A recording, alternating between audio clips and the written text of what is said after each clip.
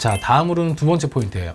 두 번째 포인트는 내 진술과 그리고 또 피해자의 진술과 각기 다른 증거들과 얼마나 좋아하는지 여부입니다. 상황에 대해, 그중 피해 상황에 대해 구체적이고 일관된 입장을 펴는지가 가장 중요한데요. 이러한 참고인들의 진술, 즉 이러한 인적 증거, 종합해서 고려해 봤을 때 누구의 말이 이런 증거들과 부합하는지가 하나의 중요한 포인트가 될 것입니다. 자, 저번 시간에 이어서 마지막 세 번째 포인트, 이 부분도 굉장히 신경을 쓰셔야 됩니다. 앞서 말씀드린 사건에 대응하는 것뿐만이 아니라 이 상대가 거짓말을 할 수 있는 상황, 논리를 밝힐 수 있다면 그러한 정황을 객관적인 입장에서 최대한 밝혀야 한다는 것입니다. 앞서 제가 말씀드린 두 가지 포인트는 제가 이미 여러 영상을 통해서도 말씀을 드린 적도 있고 또 그 의미와 조사에 대비하는 방법에 대해서도 알려드렸는데, 이 마지막 포인트, 이건 역시도 흔히들 생각을 못하고 가거나 아니면 전혀 생각이 나지 않는 경우가 있을 수 있어요. 그러니까 결국에는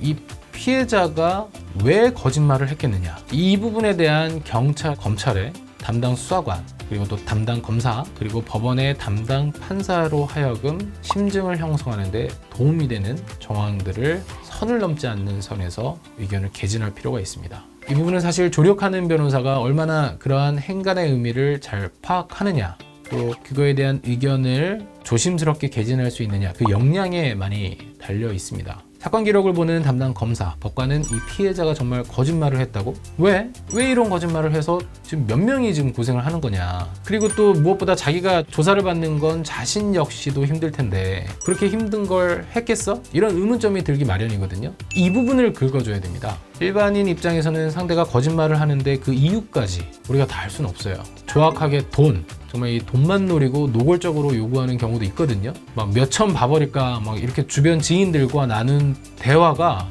확보가 되는 경우도 있고요. 또 직접적으로 그 상대에게 돈을 요구하기도 합니다. 뭐 신고 안 할 테니까 얼마 달라, 내가 지금 취하서를 내줄 테니까 얼마를 달라, 이런 경우라면 이 증거 확보, 또 이 부분에 대한 의견 개진을 하는 게 굉장히 쉽습니다. 그 직접적으로 그 근거를 수사기관에 제출하면 되거든요. 그런데 실상 이렇게 직접적으로 돈을 요구하는 경우, 또 뭐 그렇다 하더라도 그 증거를 확보하는 일은 어렵기 마련입니다. 설령 그러한 의도가 있다 하더라도 사실은 직접적으로 드러내놓지 않고 내심의 의사로만 가지고 있는 경우가 많거든요. 이런 노골적인 요구가 없다 하더라도 충분히 거짓말을 할 수 있는 여러 정황 요소들이 있습니다. 이를 알려면 사건에서 상대의 숨은 이면의 심리를 읽을 수 있어야 됩니다. 저 같은 경우에는 하도 뭐 사건을 많이 다뤄보고 하니까 직관적으로 이면의 심리를 읽을 수 있을 때가 많아요. 제가 일전 영상에서 말씀드린 사례, 딱 우리 의뢰인 얘기만 들어보면 이게 핀토가 어디에서 상했다, 상대가 어디에서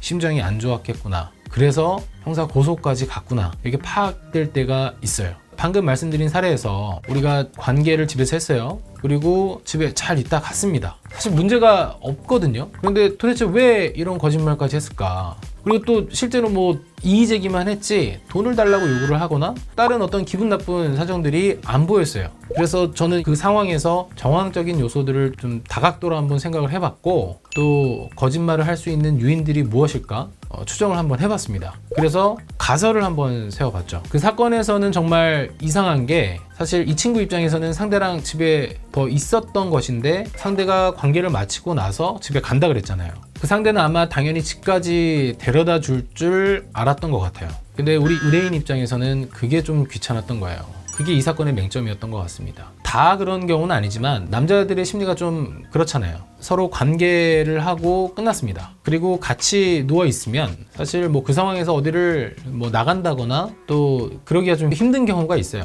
그리고 또 거기다가 좀 더 같이 있자라고 했는데 상대가 좀 칼같이 지금 집에 가야 된다 이렇게 얘기를 하게 되면 같이 따라 나서기가 굉장히 어려울 겁니다. 물론 아닌 경우가 더 많겠지만 그 상황에서 이게 좀 귀찮았던 티가 났던 것 같아요. 얼굴에서. 그게 그 상대가 처음 기분이 나빴던 포인트입니다. 제 영상 보시는 분들 중에 뭐 이런 생각을 가지실 수 있습니다. 그런 거 가지고 그랬다고? 또 그런 이유로 거짓말을 한 게 아니다, 정말 일이 있었을 수도 있지 않겠느냐. 그런데 이건 제가 앞서 자세히 설명드린 CCTV 영상에서 단서를 찾아낼 수 있습니다. 거기에 포커스를 맞추면 고소인의 주장이 온전히 맞다고만은 보기 어려운 상황을 확인할 수가 있고, 실제로 상대가 거짓말을 할 수 있는 유인, 그걸 확인할 수 있는 거죠. 상대방 여성 입장에서 한번 생각해 볼까요? 이게 막 썸을 타다가 첫 잠자리를 했어요. 상대는 외박이 안 되는 사람이었던 것 같습니다. 그런데 막상 관계를 한 뒤에 사실 그 전까지 남자는 어땠겠어요? 하늘에 별도 따다 줄 정도로 정말 배려가 많았는데, 이게 관계가 끝나고 나서 좀 시간이 지나니까 집에 가야 된다고 했는데 뭐 신경도 제대로 안 쓰고, 뭐 얼굴에서는 귀찮은 티가 나고, 데려다 줄 기미는 뭐 전혀 보이지 않았던 거예요. 처음 우리 관계를 하는 대부분의 상황에서 여성으로서는 첫 성관계에 있어서 걱정을 할 수가 있습니다. 내가 혹시나 쉬운 사람으로 좀 보이진 않을까, 이런 내심의 걱정도 많이 했던 것 같습니다. 그리고 그런 상황에서 성관계에 적극적으로 임했다고 보기는 어려울 겁니다. 자기도 긴가민가하고 떨리기도 하고 어색하기도 했을 텐데, 그런데다가 그런 전후 상황에 대한 배려가 사건에서 없었던 거예요. 관계를 할 당시에 가졌던 민망함들, 그리고 관계 전에 했었던 그 우려들이 현실로 다가갔고, 여기서 또 포인트는 집에 갈 때는 연락도 안 해. 연락도 없어. 그리고 오히려 내가 먼저 연락을 했고, 또 다음날까지도 연락이 없었어요.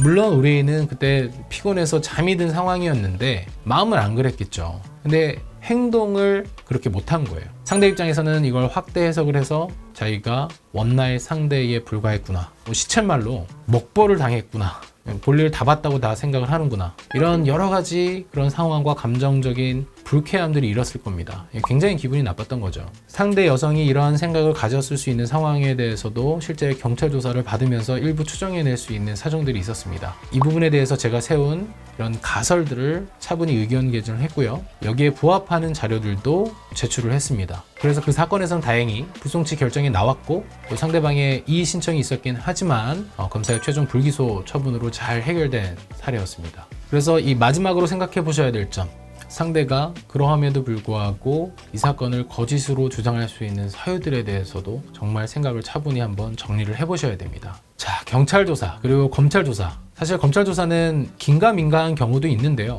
대부분의 이 담당 검사님들은 이 유죄 심증이 거의 형성된 상태에서 피의자를 부릅니다. 그래서 굉장히 힘든 수사 절차거든요. 만약에 아침에 불렀어요. 그러면 거의 하루 종일 조사를 할 가능성이 높고요. 야간에 9시 전까지도 아마 조사가 이어질 가능성도 있습니다. 그만큼 굉장히 힘든 절차인데, 실제 검사님이 검찰 조사 과정에서 무혐의라고 생각이 들 수 있도록 철저한 준비가 필요할 경우도 있습니다. 그래서 만약에 변호인이 선임되어 있다고 한다면 경찰 단계 때의 조사를 당연히 확인을 한번 해보고, 굵은 흐름을 그대로 진술을 할 수 있어야 담당 검사님을 설득할 수 있는 그런 기초적인 준비가 되어 있다고 볼 수가 있고요. 또 CCTV 물증과도 같이, 또 혹은 뭐 영수증이나 다른 참고인들의 진술의 내용이 있을 거 아니겠어요? 이런 큰 흐름에 따라서 이에 부합하는 일관된 진술을 할 수 있도록 조사에 대비를 해야 됩니다. 앞서 말씀드린 것처럼 그런 것들이 다 기록화가 됩니다. 일관된 증거들이 작성되는 경과 과정을 사건을 조력하고 있는 변호사와 잘 상의를 해서 조사 준비를 하는 것이 굉장히 중요합니다. 자, 여기까지 성범죄 사건에 있어서 무혐의, 더 나아가 무죄 판단을 받을 수 있는 3가지 포인트에 대해서 말씀을 드려봤습니다. 좀 내용이 많은데요. 이 영상들을 참고하셔서 도움이 되셨기를 바랍니다. 오늘도 여기까지 하겠습니다. 아래 카카오톡 오픈 채팅 링크를 타고 물어봐 주시면 상세히 답변을 드리도록 하겠습니다. 감사합니다.